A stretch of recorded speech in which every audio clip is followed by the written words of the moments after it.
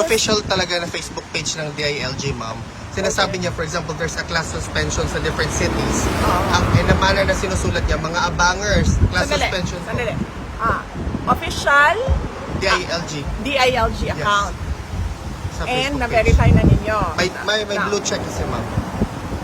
Sige, so official DILG account, na-verify ninyo, and nagbibiro.